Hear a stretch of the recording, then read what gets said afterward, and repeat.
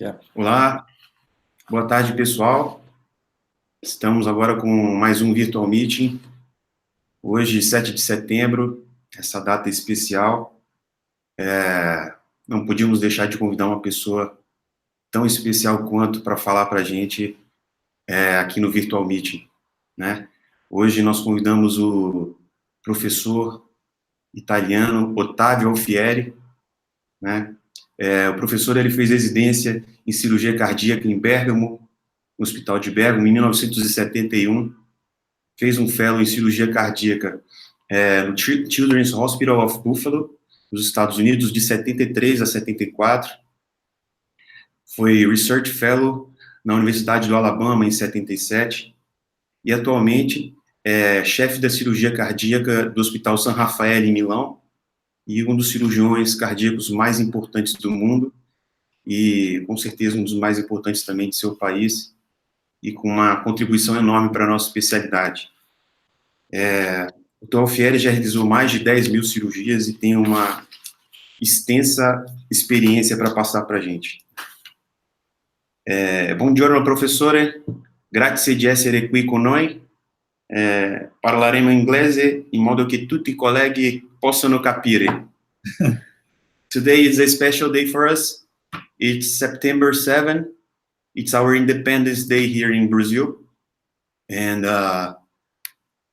it's a special day, so we needed a special person to speak for us. And you are a special surgeon.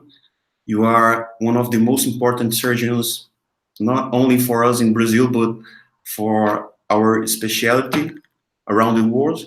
So we are so glad to meet you live and to have this opportunity to drink from your knowledge, from your experience, and to hear your words today. So, please. Well, thank you very much for your nice words.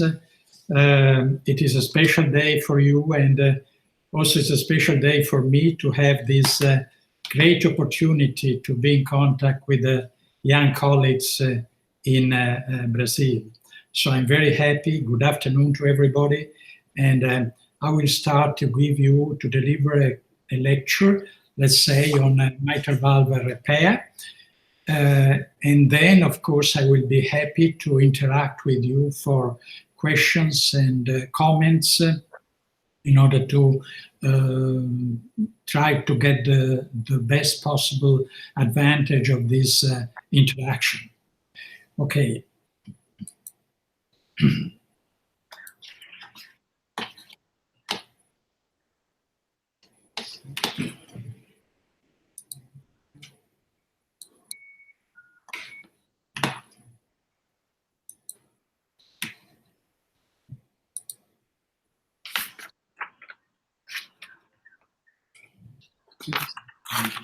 Okay, can you see the slides now? Perfectly. Okay, I'm going to talk about mitral valve repair, and at the beginning of my talk, I would like really to tell you that nowadays in a modern cardiac surgical center, it is very important to treat mitral regurgitation in the most modern way and try to offer to our patient a tailored approach to give to each individual patient the best option, taking into account the anatomy of the valve, the physiology, the pathophysiology, the clinical condition of the patient, the age of the patient. Nowadays, we can offer our patient quite a number of options. We can treat them with a conventional open heart procedure. We can use a minimally invasive surgery and also transcatheter interventions. The evolving approach to mitral valve interventions is the one that you see in this slide. From an open heart surgery performed through midline sternotomy or a minimally invasive approach, even using a robotic technology, to closed heart procedure, either transapical for instance, the artificial cord through the apex, or transcatheter, for instance, the mitral clip procedure or percutaneous annuloplasty. So the direction for the future is certainly going to be in this way, from open heart to closed heart. Nowadays, obviously, the open heart procedures are really the overwhelming majority of procedures which are offered to our patients with mitral insufficiency. So I'm going to concentrate in my talk on open heart surgery for mitral valve repair. I'm going to mention just at the end of my talk the closed heart procedure, but the main topic is going to be open heart mitral valve repair. I like to start with this very obvious statement that mitral valve repair is superior to mitral valve replacement for a number of reasons that you can see listed in this slide. There's a better preservation of left ventricular function. Prosthesis-related events can be avoided with mitral valve repair. There's a documented reduced hospital mortality. There's a reduced morbidity and length of stay in the hospital, and also there's an improved long-term survival. All these things are very obvious and are in the common thinking of cardiac surgeons nowadays.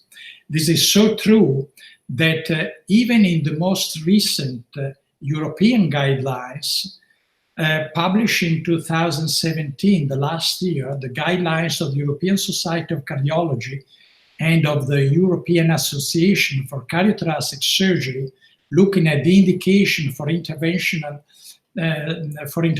in severe primary mitral regurgitation, you can read that mitral valve repair should be the preferred technique when the results are expected to be durable. And this is a recommendation class 1. Obviously, there are not prospective randomized studies showing that, but so the level of evidence in C is only C, meaning that is a general consensus among the experts in this statement. And if we look at the algorithms for management of severe chronic primary mitral regurgitation, we see that in all the time when surgery is recommended, you see here, repair is advisable whenever possible. I'm talking exclusively on primary mitral regurgitation, because in secondary mitral regurgitation is not so. In secondary mitral regurgitation nowadays, probably mitral valve replacement is the first choice after the randomized study which have been conducted recently in the United States. But I'm going to concentrate on primary mitral regurgitation. Why mitral valve repair is better than replacement? First of all, there is a fluid structure interaction. If we use a mechanical or prosthetic valve, a biological valve, the fluid structure interaction is lost in the sense that the vortices inside the ventricular cavity are not physiological anymore.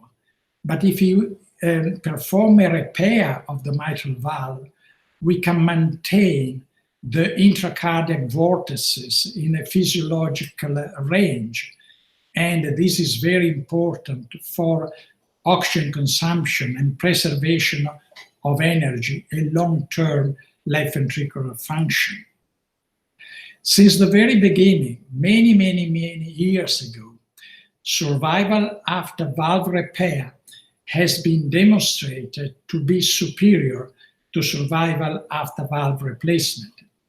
You can see here in the left side of this slide a very old paper, more than 30 years ago, published on Circulation by Patrick Perrier.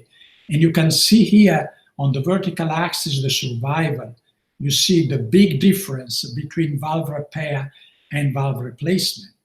The same thing is demonstrated later on in another paper at the Mayo Clinic by Maurice Eric Serrano.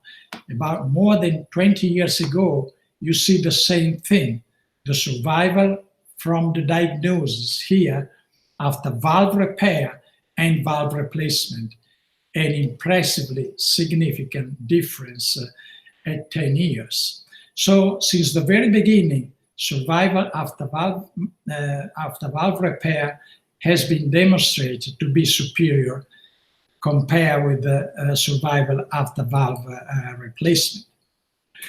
This is the very first historical paper by Carpentier, published on La Presse Médicale, a very important French journal, in 1969. Alain Carpentier, as you know, is the pioneer of mitral valve repair. And this paper represents really the beginning of this successful story. In this paper, you can see the title, the valvuloplastie reconstitutive, une nouvelle technique de valvuloplastie mitrale. Carpentier is describing the annuloplasty, which is an essential part of all type of mitral valve repair, the annuloplasty.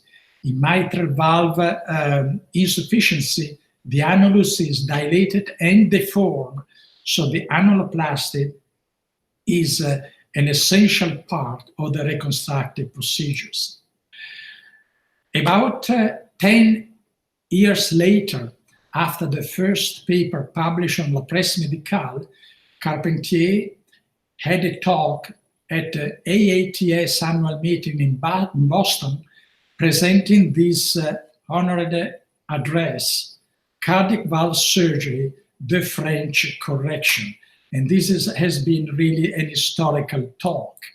1 year later, this milestone paper has been published, again by Carpentier in 1998 in the Journal of Classic Cardiovascular Surgery, Reconstructive Surgery of Mitral Valve Incompetence. In this paper is extremely important, this contribution of Carpentier. The mitral regurgitation has been classified in type 1, 2, and 3. You can see better here. Type 1, we have normal leaflets and dilatation of the annulus. In type B, we have an increased leaflet motion, as you have in a prolapse of the leaflets. And in type 3, A and B, you have a restricted leaflet motion. Type 3A, the restricted motion of the leaflets is during systole and also during diastole. In type 3B, the restricted motion of the leaflet is only in systole. So this is very typical of rheumatic disease, type 3A, and type 3B is the typical situation in functional or secondary mitral regurgitation. So type 1, with the annular dilatation, we can have in dilated cardiomyopathy, we can have also leaflet perforation in endocarditis. This is type 1. Type 2 is typical, is the prolapse of the valve, is typical of degenerative mitral valve disease. The Barlow's disease, the Marfan disease, fibroelastic deficiency, myxomatous degeneration, and so on and so on. Type 3A is typical of rheumatic heart disease or carcinoid heart disease, which is very rare, but is there, and we have to mention for completeness. And then we have type 3B, which is very common, and is practically the valve is intrinsically normal, but the insufficiency is due to the dislocation of the papillary muscles. So we have a restricted leaflet motion during systole, and this is typical of ischemic or idiopathic dilated cardiomyopathy. I like to mention also as a pioneer in mitral valve repair, Dr. Bob Frater. He published on thorax in 1964 the principle of plastic repair of the mitral valve. But importantly, he was the first to imagine the use of artificial cord to correct prolapse. And this is very important because nowadays, all over the world, the use of artificial cord is by far the most common way to treat degenerative mitral regurgitation or prolapse of the mitral valve. This is a paper going back to 1983 showing the use of pericardium xenograft in the autologous pericardium to correct in animals prolapse of the mitral valve. Later on in the 90s, at the beginning of the 90s, the pericardium was replaced with the Gore-Tex, PTFE sutures. And the Gore-Tex material was considered really ideal because after a while, the Gore-Tex is covered by endothelium, and the Gore-Tex cord are very, very similar to the natural cord. So really, if you replace ruptured or elongated cord with the Gore-Tex, you really are able to give the patient natural cord. In 1990, this was the first paper on circulation, publishing the first 14 patients corrected with artificial cord. This is a very important original paper because since then, the use of artificial cord went on increasing, and nowadays, as I told you before, is by far the most common method to correct prolapse of the mitral valve. Nowadays, repair of degenerative mitral regurgitation, the so-called type 2 Carpentier classification of mitral regurgitation, the repair of a prolapse is possible in almost 100% of the cases. And this is very important for future guidelines because in the recent guidelines, a suggestion is given. If you have a prolapse of the mitral valve, you have to be sure to repair this valve. Otherwise, you are obliged, at least ethically speaking, to refer this patient to a center of more experience where these lesions can be corrected. There's a wide spectrum of pathologies representing the degenerative mitral regurgitation. Here you can see two extremes. One, on the left side, is the typical Barlow's disease, which is a global myxomatous degeneration of the mitral valve. You see here how redundant is the mitral valve. The leaflets are very well represented, very thick. And this type of valve you see more often in young people, and is called myxoid degeneration or myxomatous degeneration of the mitral valve. On the other hand, on the opposite, the other extreme is a fibroelastic deficiency. Again, is another type of degenerative mitral regurgitation. You see how different is this valve. This valve is very, very thin, almost transparent. There's no excess of tissue. Look how different it is. It's a degeneration of elastin. This is more often seen in old people over 60 years of age. And here we can have also prolapse, rupture of the cord, and exactly the same pathophysiology. But look how different can be the two valves.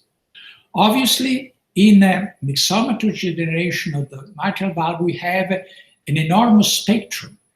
the involvement and the mixomatous generation can be involving only a small part of the valve, as you see here. In this case, only the central part of the posterior leaflet, the so-called P2 area.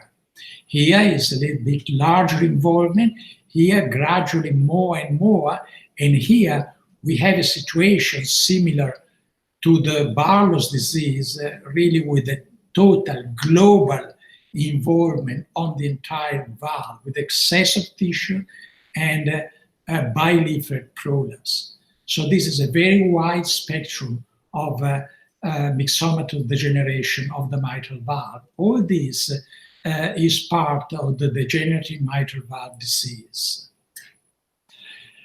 I like to mention now the type of procedures we can use for mitral valve repair under these circumstances in degenerative mitral regurgitation. The most classical is the quadrangular resection of the posterior leaflet. And we are talking now about posterior leaflet prolapse or flail. Flail exists when the leaflets are ruptured, when the chordae are ruptured, as you see here. You see there's a rupture of the chordae, and the leaflet is really going back and moving freely. This is the flail situation. So for this situation, we can use quadrangular resection, we can use triangular resection, sliding plastic, chordal replacement, haircut technique, folding plastic, butterfly resection. I'm going to show you more or less these techniques in such a way that you can be aware of these single techniques. This is the typical quadrangular resection. The segment which is prolapsing and involved by myxomatous generation is removed. You see here, is taken away. And the annulus corresponding to the removed segment is plicated. And then after that, the continuity of the posterior leaflet is reestablished with a suture. So this is the quadrangular resection of the posterior leaflet. This is a very common type of repair which was carried out particularly at the beginning of the pioneering experience in mitral valve repair for posterior prolapse of the mitral valve. Nowadays, quadrangular resection is very often associated with the sliding plasty. This is because the sliding plasty is an essential part of the operation, reducing the height of the posterior leaflet and avoiding the postoperative sum. So you can see here the technique. After the quadrangular resection, the posterior leaflet is detached from the annular insertion, and some of these can be taken away and is sutured back in such a way that the height of the posterior leaflet is remarkably reduced and postoperative sum is prevented. Here we have another interesting technique, which is I use quite often, is the folding plasty. So we do a quadrangular resection of the prolapsing part of the leaflet. After that, the gap in the annulus is filled with the valve tissue. So we bring this, where my arrow is, to this, and this to this, and then we reconstruct the continuity of the posterior leaflet. In this way, we don't need to plicate the annulus, so the entire annulus is maintained, and in addition, the height of the posterior leaflet is reduced with this maneuver, and postoperative sum is equally prevented, as with the sliding plastic.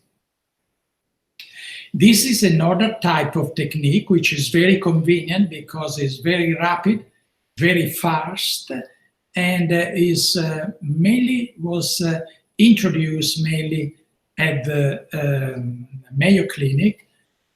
Is the triangular resection for mitral repair for the posterior leaflet flail or prolapse. You see here, this is a very simple, we need only to cut this and this, so it's very convenient, for instance, in minimal invasive and also in robotic surgery.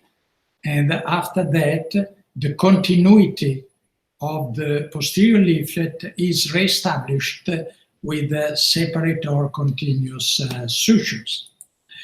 In order to reduce the height of the posterior leaflet, this is a proposed technique, again, from the Mayo Clinic. You see here that this distal portion is passed through the basal part of the leaflet in such a way that the leaflet is plicated.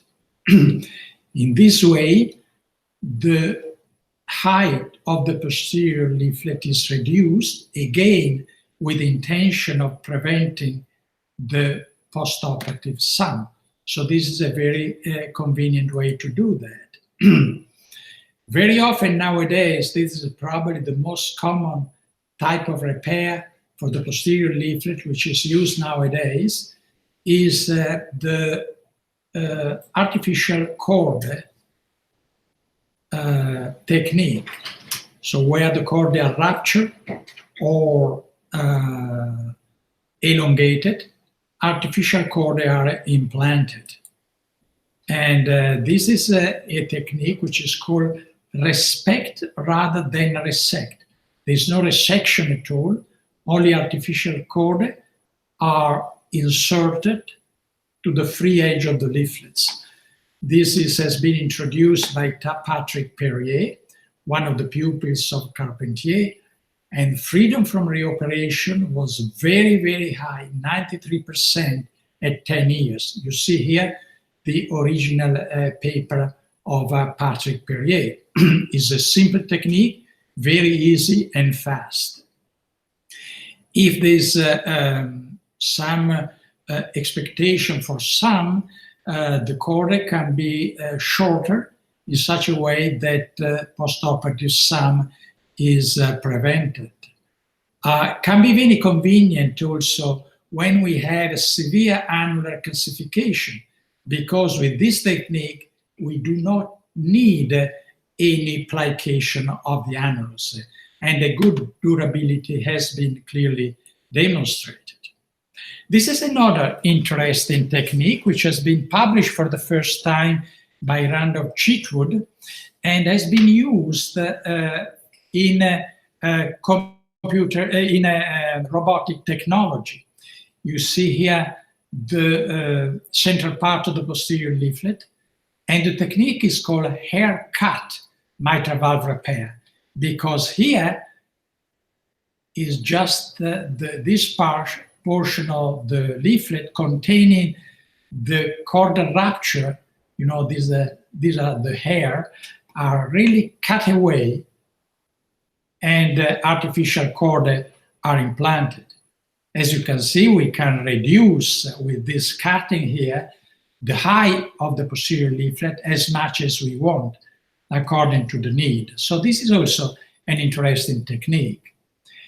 This is another technique I like to show you, is the butterfly resection, which has been introduced by a Japanese surgeon, Toru Asai, and this is particularly used when the central part of the posterior leaflet, only the central part, is very much represented. It's a huge leaflet here, and then the other part of the leaflet, P1 and P3, are not really very much represented.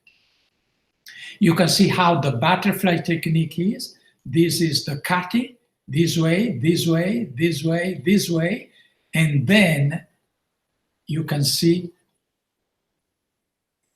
how to reconstruct the posterior leaflet. This goes down to the insertion, and then the continuity is reestablished with these stitches. In this way, we correct the prolapse, and in the same time, we remarkably reduce the huge, in this case, the huge posterior leaflet of the mitral valve. This is another technique which is very similar to the previous one. Again, in Japan, probably there was some competition between the two surgeons, and instead of using the butterfly, they are calling hourglass-shaped resection, which is really very, very similar to the previous one. What about anterior and bileaflet disease? These also, for this type of situation, we have quite a number of techniques. Chordal replacement, the edge-to-edge technique, which I introduced in the early 90s, then chordal transfer, papillary mass reposition, etc., etc. So this is the triangular resection. Once you have an anterior leaflet prolapse, but the extension of the prolapse is not very much, it's a small prolapse, then you can use a triangular resection like this one, and can be very effective. And then we put the ring. Results are very good, as you can see here in the Kaplan-Meier curves. Here is the edge-to-edge repair for the anterior leaflet prolapse. The edge-to-edge repair consists of approximating the three edges of the leaflets exactly at the point of regurgitation. You see in this particular case a flail of the central portion of the anterior leaflet, A2. And here you can see that this portion of the leaflet is attached to the corresponding portion of the posterior leaflet, creating a double orifice mitral valve. You see here the two orifices. The prolapse is corrected, and this is the so-called double orifice mitral valve repair. Using this technique, we have been obtaining excellent results. And actually, we obtain similar long-term results of mitral valve repair for anterior compared to posterior leaflet prolapse. In the literature, up to this point, the posterior leaflet prolapse was associated with much better results compared with the anterior leaflet prolapse. Using the edge-to-edge technique, up to 12 years, we have been able to demonstrate that freedom from reoperation was exactly the same with the anterior leaflet prolapse and the posterior leaflet prolapse. So we have been able to neutralize the anterior leaflet prolapse as an incremental risk factor for suboptimal results after mitral valve repair. Artificial chordae, this is, as I told you, is the most common way of correcting mitral insufficiency nowadays. And so is something that has to be very much popularized, and each one of us has to be able to do that, because results associated with artificial chordae are really very, very good. Another technique which is used for Barlow's disease, when we have a generalized prolapse of both leaflets, is the papillary muscular repositioning technique, which has been popularized by Gilles Dreyfus. The papillary muscle is splitted, and as you can see here, one portion is taken down in such a way that the chordae are shortened. So this is the experience of Gilles Dreyfus, has been associated with very, very good results. Myself, I think that is not so easily reproducible, And then, of course, we leave in place this diseased cord, which have been elongated. And the danger is, at least in my opinion, that this cord can be again elongated in the future. Chordal transfer is another interesting technique which has been introduced by Carpentier himself. He was able to detach the secondary cord and put this cord, attach this cord to the free edge. So to transform secondary cord attached to the middle portion of the leaflet to the free edge in such a way that we can obtain cord of the right length. And a cord transfer for repair of anterior leaflet has been associated with very gratifying results. You see here freedom from reoperation with the chordal transfer, which are very good at 5 years, 96% freedom from reoperation, much better than the original technique of Carpentier called chordal shortening, which is rather similar to the shortening of the papillary muscles. I would like to show you that mitral valve repair is also possible in acute endocarditis. Here you see a case of acute endocarditis involving the anterior leaflet of the mitral valve. You see here a huge vegetation of the anterior leaflet of the mitral valve.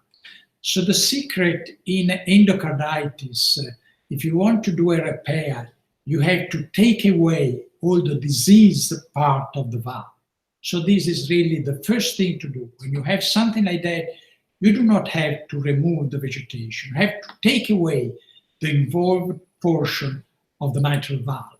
And this is what we did, just taken away completely.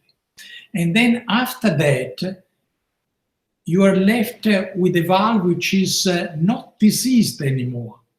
And then you can try to reconstruct this valve.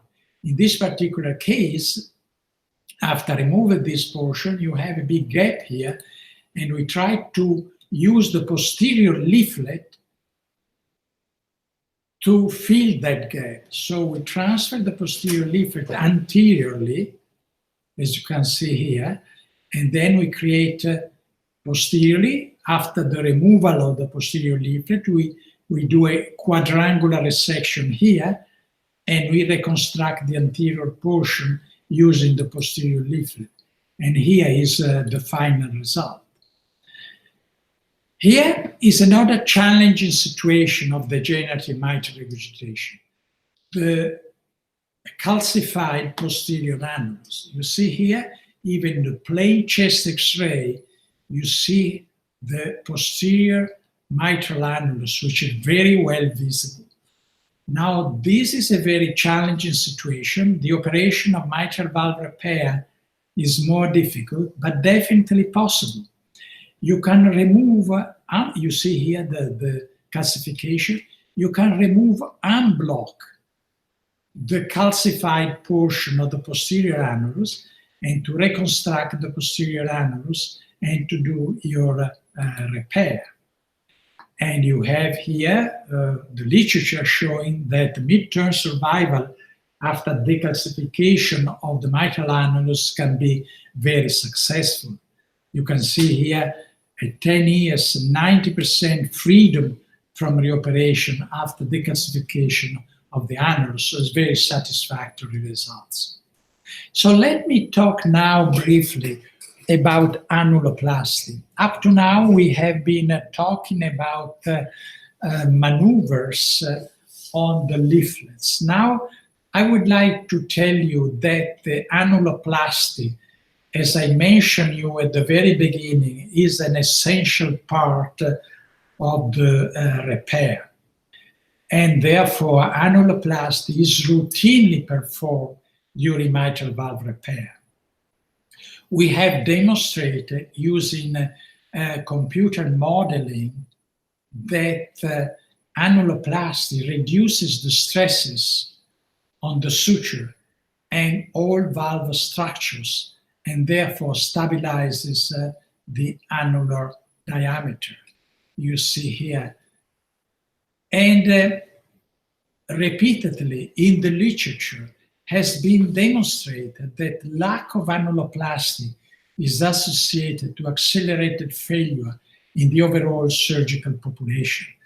You see here data from the Cleveland Clinic showing freedom from reoperation in two groups of patients. Those who had mitral annuloplasty, excellent results, more than 95% freedom from reoperation, and those who did not have annuloplasty. You see that the difference is significant, with a p-value of less than 0.001. So really is an enormous difference. Annuloplasty should be an essential part of the operation. And the reason is very simple, because if we have a severe mitral regurgitation, the annulus dilates. This has been very well demonstrated in an animal model where a prolapse has been created, cutting the native cord of the valve. And you see that only after 12 weeks here, the mitral valve area after 12 weeks has been enormously increased after cutting of the cord. So it's enough to have for 12 weeks the presence of a severe mitral regurgitation to have dilatation and deformation of the annulus. So this is the reason why I think that it's very important to address the annulus together with the leaflets. So the techniques which has been recently introduced, the transapical insertion of artificial cord, can be done in a very selected group of patients with mitral valve prolapse without important annular dilatation. So when the annulus is dilated, definitely we have to try to fix the annulus together with the leaflets. Why do we need to perform annuloplasty? The reason I told you is because the annulus is deformed and dilated. So with the annuloplasty, we restore the shape of the annulus. Remember, it's not only the size, but the shape. And also, we restore the size of the annulus. These two things, not only the size, but also the shape of the annulus. Restoring the shape of the annulus implies restoring the normal relationship between transverse diameter and anteroposterior diameter. So it's important in normal, the transverse diameter is more than the anteroposterior diameter. Restoring the size of the annulus implies restoration of an optimal relation between the mitral orifice and the area of the leaflets you see here. And this means that the coaptation of the two leaflets becomes optimal, because the area of the two leaflets in physiology is much more than the area of the orifice of the mitral valve. This is the reason why we can have a good coaptation of the leaflets. And a good coaptation of the leaflets is more or less 8 to 10 millimeters. And this, after mitral valve repair, is a very good coaptation length and can be very satisfactory and a kind of guarantee for long-term good results. Let me tell you briefly which are the results of mitral valve repair. This is an information which has been provided by us by Tyrone David, that of course you know very well. He has been talking last week to you, and is from Brazil, and you can see here his results published 5 years ago on Circulation are absolutely impressive results. These are mainly patients treated with artificial cord plus mitral annuloplasty. At 20 years, 90% of the patients are free from severe mitral regurgitation, and 70% of the patients after 20 years are free from mitral regurgitation, moderate or severe. So results which are really absolutely superb. Let me give you two information about minimally invasive mitral valve repair. Of course, this is a technique which is used more and more. About 50% of the patient in some country is operated with minimally invasive mitral valve repair. Results with mitral valve repair with this approach are very similar to the results obtained with midline sternotomy. You see some of the details of this technique. Mortality, according to the literature, is very similar. There are no difference in mortality. Also, in morbidity, there's no difference. Propensity analysis have been showing that all the complications are the same through sternotomy and minimally invasive. Obviously, this requires a particular expertise, and of course, the aesthetic advantage is quite evident. So for young women, is a kind of must procedure because, of course, it's something which is really bad to have a vertical scar in the chest. I don't see personally a big difference in a 70 or 80 years old person, but certain young people, particularly women, this technique is very convenient. Robotic assisted mitral repair is carried out in many centers now in the United States. Particularly, this is a little bit more expensive, of course, because the maintenance of the robot and also a lot of devices which have to be used, and the time also which is required for this is higher. So I think this is something that can be done, but not everybody can do. Here in Europe, robotic assisted mitral valve repair is not so diffused and is carried out only in selected centers. Also with the robot, we can have results which are very similar. There is a result of Chitwood published some years ago. You see the survival and freedom from reoperation are very high, so similar to conventional mitral valve repair. I would like to tell now a few things on what we consider optimal repair. An optimal repair is perfect and durable. This is the definition of optimal repair. We have to try to achieve an optimal repair, whatever is the technique, minimally invasive, robotic, or conventional, but at the end, the final result should be an optimal repair. And what is the optimal repair? These are the typical features of an optimal repair. No postoperative mitral regurgitation, no postoperative mitral stenosis, and so on. You can read it here. Let's go through these quickly. No postoperative mitral regurgitation. If we discharge a patient from our hospital after mitral valve repair with a mitral regurgitation 1+ or more, we can almost be sure that this situation is going to deteriorate.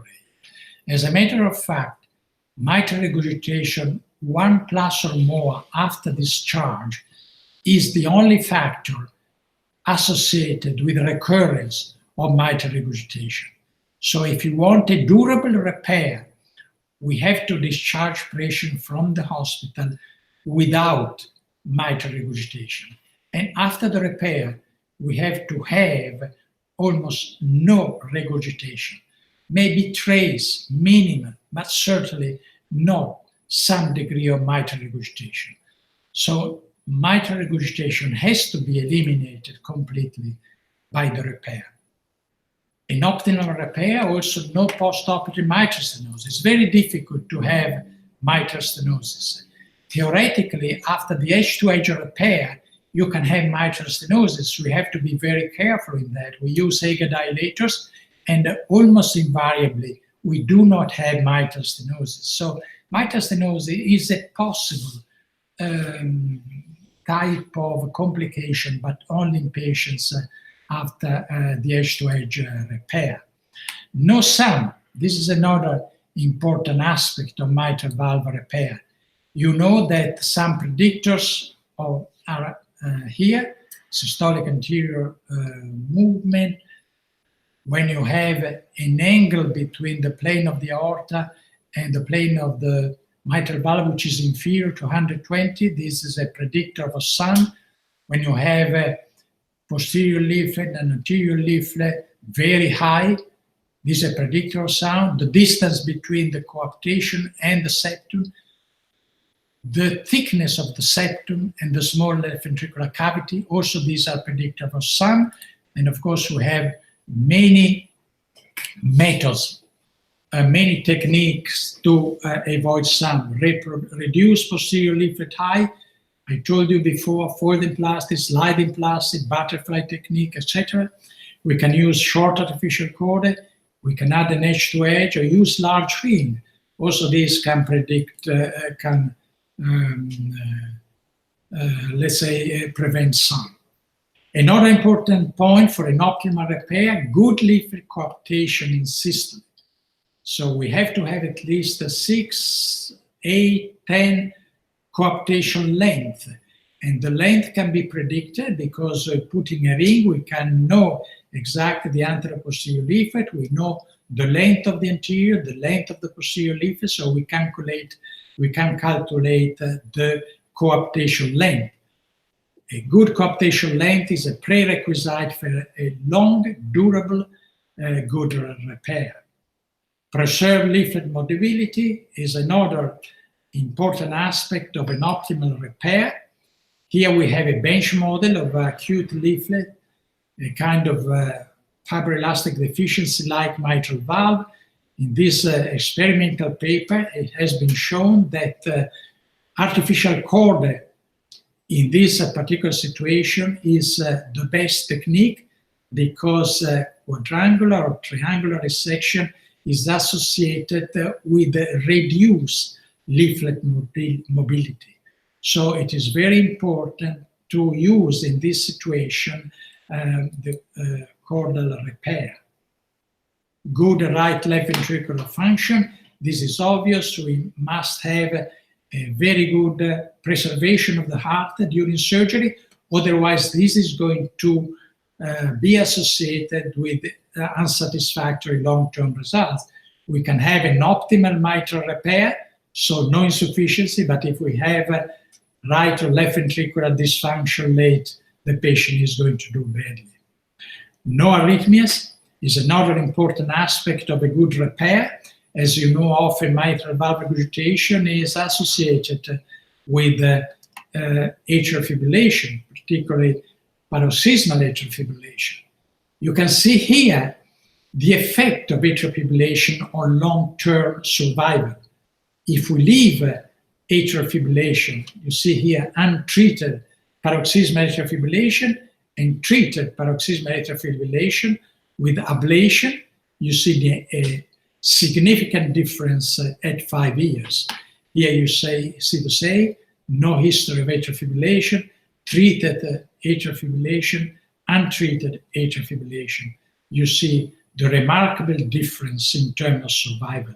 So once we have concomitant atrial fibrillation, it is mandatory to make the ablation of atrial fibrillation in association with the mitral valve repair. The very last point is the tricuspid regurgitation. Sometimes mitral regurgitation is associated with tricuspid regurgitation, But you see what is the impact of tricuspid regurgitation on the long-term outcome. You see it. Mild, moderate, severe tricuspid regurgitation is a very, very bad outcome. So it is very important in association with reconstructive surgery of the mitral valve, address also the tricuspid valve if this is incompetent, even if it is only mildly incompetent and the annulus of the tricuspid valve is dilated. Okay, this is the big portion of my talk is now over. Just 2 words on a closed heart procedure. This evolution toward closed heart procedure is ongoing at the moment. There are countries like Germany where this is very much advanced. In general, is not so expanded up to now, but is emerging. It's not with the same speed as for the aortic valve, but also for the mitral valve, the tendency is to correct mitral regurgitation with the closed heart procedure. One of these is a transapical artificial chordae, and the other one are transcatheter techniques. This is the slide showing the transcatheter intervention. There are more than 60 different devices which can be used to address the mitral regurgitation percutaneously or with a catheter. Certainly, by far, the most commonly used is the clip. Here we have the artificial chordae through the apex. We have here the cardioband, which is a kind of percutaneous mitral annuloplasty. Here we have the carillon. Here we have the millepede and other type of thing. Here is the whole group of artificial valve which can be inserted with a catheter. In Europe, we have now a number of devices which are now obtained the CE mark. You see here the mitral clip before everybody else in 2008, then a chordal implantation, then we have indirect annuloplasty, and more recently, these direct annuloplasty devices. Certainly nowadays, these devices are used particularly in patients of high risk and particularly in patients with the functional mitral regurgitation. With the exclusion of chordal implantation. Chordal implantation are used in patients with a prolapse of the posterior leaf, particularly, and no or minimal annular dilatation. So in a very initial stage of the disease, but all the rest is used in patients with a high risk for surgery. Okay, I'm over with my presentation, and of course, if you want to ask some question, it's already 1 hour I'm talking, so maybe it's too much for you. You don't want to listen to my voice anymore. I'm anyway here available for you. Professor, first of all, bravissimo. Really nice presentation, and the sentence respect rather than resect, it's like a synthesis of all of this, the importance of the repair rather than replacement in most part of time. Unfortunately, in Brazil, when we operate a patient with mitral valve disease, this patient have left ventricle dysfunction, right ventricle dysfunction, high pulmonary hypertension, and so on. So it's hard to use this wide spectrum of techniques, but it's also good to see what is the goal, what is the perfect situation. So we saw that the repair reduces morbid mortality. We have a preservation of the left ventricle function, physiology, geometry, and also long-term survival. We have some questions here, and let me read it for you right now. Yeah, and if I am allowed just to make a small observation, is you're right, there are many countries where the degenerative disease is less common in percentage compared with the rheumatic disease. And this, perhaps in Brazil, you have also many patients with rheumatic disease for whom a plastic repair of the mitral valve is certainly not advisable. So I understand that there are some situations where it is convenient to replace the valve. Obviously, in many countries in the West now, the tendency is to operate patients with degenerative disease very early. In our countries, the rheumatic disease is less common, and this is the reason why replacement of the valve is much less common over here than in your country. Actually, this was the first question that I would do to you. The colleague Janaína, it's a resident from Brazil. She would ask you if you think that the plastic is better than the replacement for patients with endocarditis or rheumatic disease. So you just answered that, yeah. Obviously, the plastic repair, for the reason I said, is always better.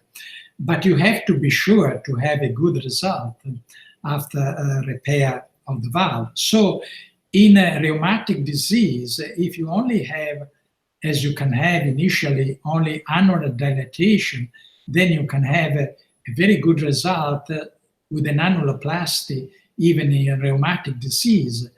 And then if you can do that, it's always preferable compare with the replacement of the valve, because you avoid all the valve-related complications, you avoid anticoagulation, you avoid all this. So I think that certainly even in rheumatic disease, if you have a localized disease and you can take that piece of valve out, or you can cut the shortened cord to put some artificial cord in place. And if you don't have excessive calcification of the valve, it is possible to attempt a repair. But you have to be sure that the result of the repair is good, because replacement is certainly better than a bad repair.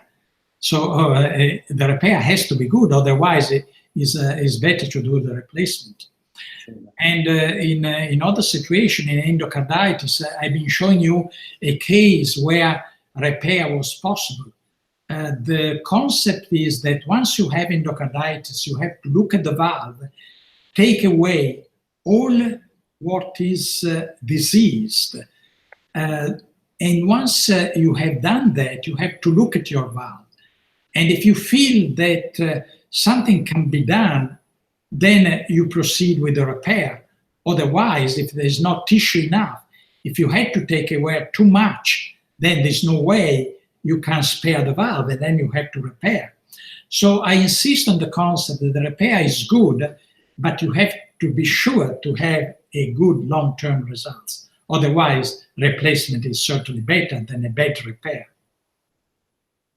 Very nice. And we always listen the mitral valve repair. It's like a state of art.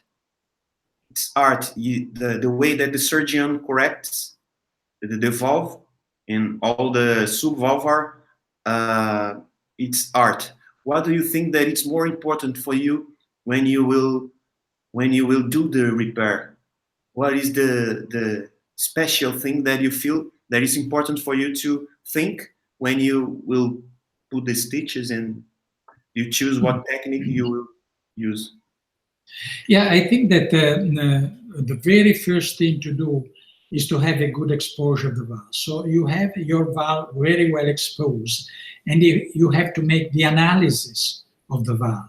You have to analyze very carefully the valve, starting from the annulus to see if it's dilated, deformed, and then going to the leaflets analyzing very well the leaflets, the thickness of the leaflet, the free edge, where exactly is prolapsing, if it is a prolapse or not, what is the prolapsing involving, 1 segment, 2 segment, 3 segment, and so on, and then to go to the subvalvular apparatus. So the analysis of the valve is essential. And after the analysis of the valve, you have to classify your valve according to the Carpentier classification. You have to see if the valve is a type 1, type 2, or type 3. Usually you can have all this information from the preoperative echocardiogram. Nowadays, the echo is giving you all the information preoperatively, so you don't have really to do much in surgery, and you have only to check whether the preoperative echo was correct or not.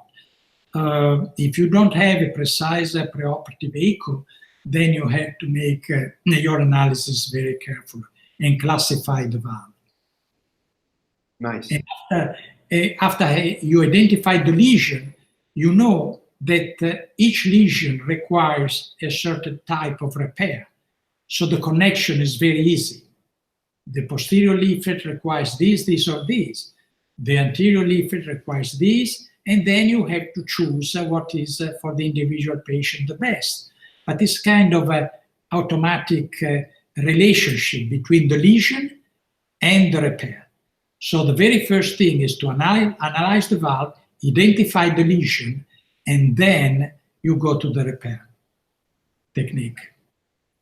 Our colleague called Ana Paula Tagliari, she asked, can I read it for you?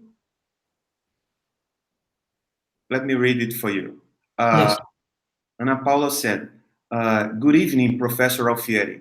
I'm Ana Tagliari from the Hospital of Clinics from Porto Alegre. It's in the south of Brazil. Mm-hmm. It's a great pleasure to have the opportunity to learn with you. I have the intention to be with you in the next month in order to know the San Rafael Hospital. Today, I would like to ask you about your opinion in the area of functional mitral regurgitation treatment.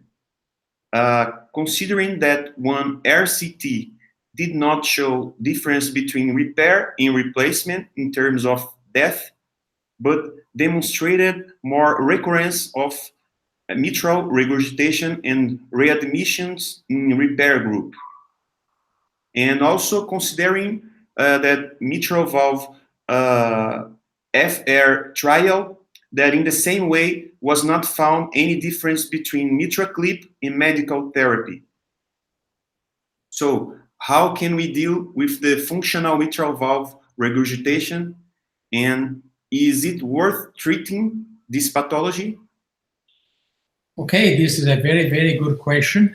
First of all, I would like to tell that here in the San Raffaele, we'll be very happy to host each one of you that want to come and spend some time with you. Of course, the question of to have some agreement before and establish everything which is essential for this kind of exchange and so on. Having said that, let's come to the very important question that has been asked, functional mitral regurgitation. Now, the CTS-NET study has been showing that there's no difference in terms of survival between replacement of the valve and repair of the valve in functional mitral regurgitation. The only difference was in favor of replacement of the valve, because in valve replacement there was no recurrence of mitral regurgitation. On the other hand, in patients who had a repair, the recurrence rate was very, very high. So the general advice is to replace the valve instead of repairing in this clinical context. In the same paper was also demonstrated that a patient who had a successful repair had a better remodeling of the left ventricle with repair compare with the replacement. So if you can have a good repair in functional mitral regurgitation, you should do the repair because the remodeling and the follow-up is better.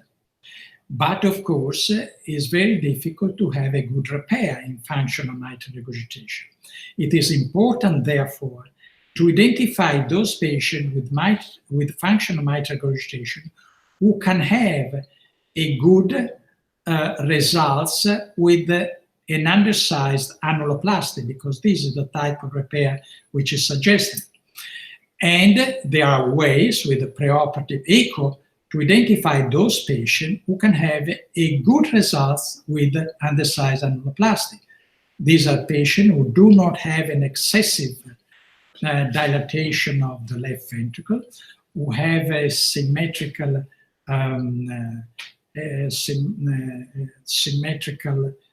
pattern of the two leaflets, in whom the coaptation depth is not more than 1 centimeter.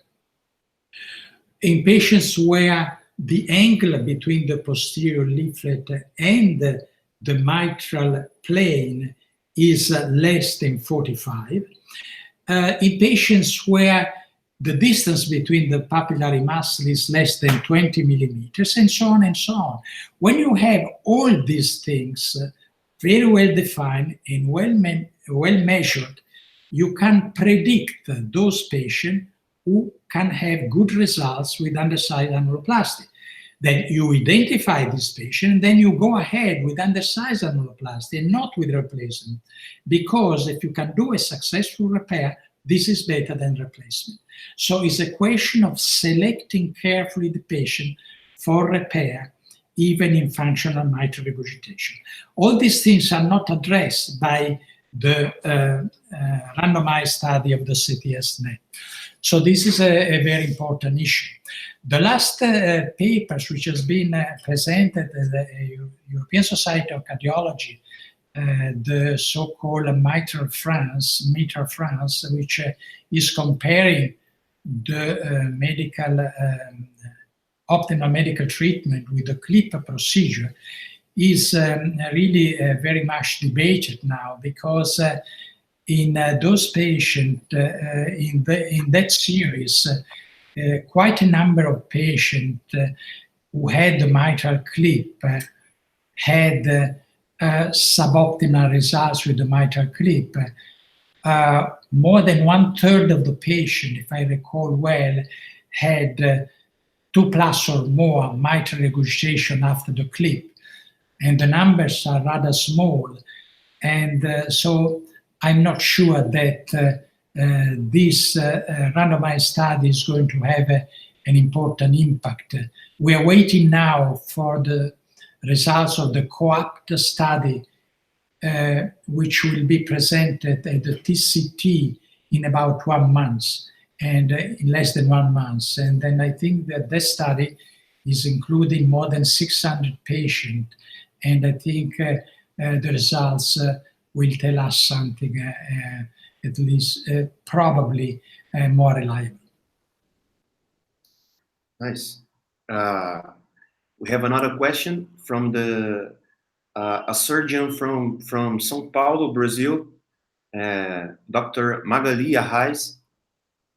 She said to you, "Congrats, the excellent presentation. I would like to hear your opinion about an interesting paper by Silva and Borger from Leipzig regarding the use of Alfieri technique for the Barlow cases."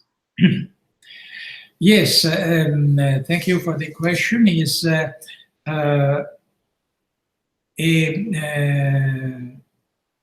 technique, the HTH technique, the double orifice repair, which has been used by me and my group in a remarkable number of patients with Barlow's disease.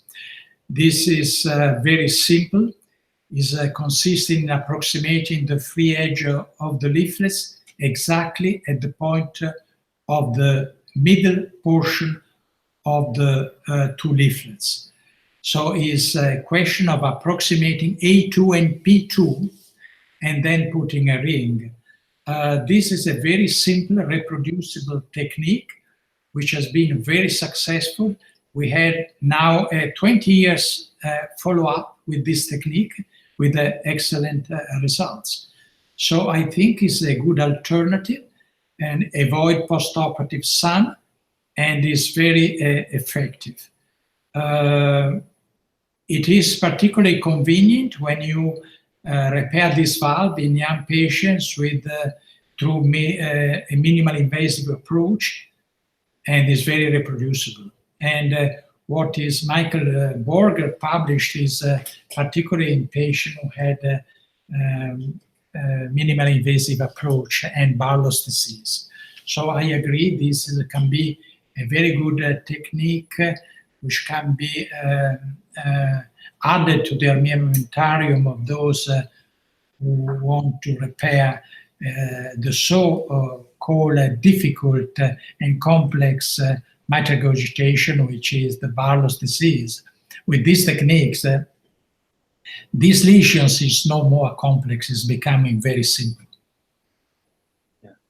For sure, we believe that your technique represents a key milestone in the mitral valve repair. And we have another question for you.